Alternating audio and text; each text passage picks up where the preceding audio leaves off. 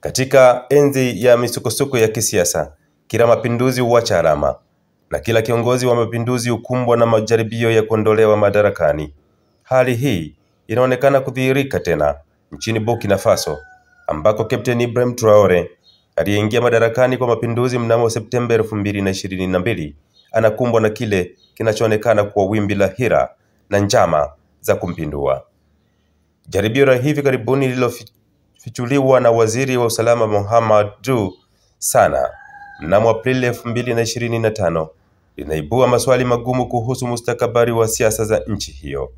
Serikali inadai njama hiyo iliyohusisha maafisa wa jeshi na wanasiasa wa zamani walioko uhamishoni ililenga kushambulia ikulu na kuhamisha mamlaka kwa njia ya vurugu. Lakini swali kuu linalozunguka vichwani mwa wachambuzi wa siasa za Afrika, je, ni nani hasa wanaotaka kumpindua Traore na kwa nini? Kundi la kwanza, maafisa wa kijeshi. Burkina Faso ni nchi ambayo siasa zake mara nyingi huzunguka ndani ya kambi za jeshi. Wakati Traore alipompindua Kanali Damiba mwaka 2022, aliahidi kuwa sehemu ya mwisho ya mapinduzi ya kijeshi. Hata hivyo, kwa baadhi ya maafisa hasa walioko mstari wa mbele katika mapambano dhidi ya magaidi, kumekuwa na malalamiko kuhusu rasilimali, maamuzi ya uongozi na mgawanyo wa mamlaka. Wachambuzi wanaeleza kuwa kuna mvutano wa kimya kati ya vikundi ndani ya jeshi. Kuna wale wanaotaka kubaki na ushawishi wa kisiasa na wale wanaotaka mabadiliko ya kweli kwa njia ya kiraia. Njama ya kutaka kumpindua hivi karibuni inaweza kuwa ni matokeo ya mvutano huo uliofikia kilele. Waziri wa usalama Mohamed Sana alisema jaribio hilo la mapinduzi lililoongozwa na wanajeshi wa sasa na wa zamani waliokuwa wakishirikiana na viongozi wa makundi ya kigaidi. Alisema mpango wao ulikuwa kushambulia ikulu ya rais wiki iliyopita. Lengo kuu, alisema, lilikuwa kusababisha vurugu kubwa na kuiweka nchi hiyo ya usimamizi wa shirika la kimataifa. Kundi la pili ni wanasiasa wa zamani walioko uhamishoni. Serikali ya Traore imekuwa ikiwashutumu mara kwa mara wanasiasa waliokuwa madarakani kabla ya mapinduzi kwa kushirikiana na wanajeshi ama majeshi ya nje na makundi ya kigaidi. Wengi wa viongozi hao wamekimbilia nchi jirani kama Ivory Coast, ambako sasa wanatajwa kuwa vinara wa mipango ya kuleta hali ya sintofahamu kwa kushirikiana na baadhi ya maafisa wa zamani wa jeshi. Ni wazi kwamba mapinduzi ya Traore yalivunja maslahi ya kisiasa na kiuchumi ya watu wengi waliokuwa wakinufaika na mfumo uliokuwepo hapo awali. Kutoka kwa makampuni yaliyokuwa na kandarasi za serikali hadi kwa maafisa waliokuwa na ushawishi mkubwa wa kisiasa, wengi walipoteza fursa walizozizoea. Haishangazi kwamba wanatafuta njia ya kurejea kwenye mfumo unaowapa nafasi. Na njia rahisi kwao ni mapinduzi, kwa sababu yameshawahi kufanikiwa mara kadhaa nchini humo. Nini hasa sababu za kutaka kupinduliwa? Nje ya Burkina Faso na machoni mwa wananchi wake wa kawaida, Traore ni mtetezi wa wanyonge, ni mkombozi na kiongozi aliyebeba matumaini ya wengi. Lakini kwa baadhi ya wanaotamani mamlaka na maslahi ya kimfumo, wanamtazama kama kikwazo. Ukiachana na malalamiko kuhusu rasilimali, maamuzi ya uongozi na mgawanyo wa mamlaka, kuna hila la muda mrefu wa Traore kuongoza kwa mpito Burkina Faso. Chokochoko zilianza mapema tu alipoingia madarakani mwaka 2022 na ziliendelea baada ya kutangaza kuongeza muda zaidi wa miaka 5 ya mpito kutokana na usalama mdogo nchini humo. Alieleza uchaguzi ili kukua na serikali ya kiraia kunahitaji utulivu na amani kubwa ambayo haionekani nchini humo kwa wakati huo. Akatoa mfano mwaka jana kuwa hakuna usalama katika mikoa ya kaskazini mashariki mwa nchi hiyo, ambapo wanajeshi wanapambana na makundi mawili yenye silaha ambayo sasa yanadhibitiwa karibu na nusu ya Burkina Faso.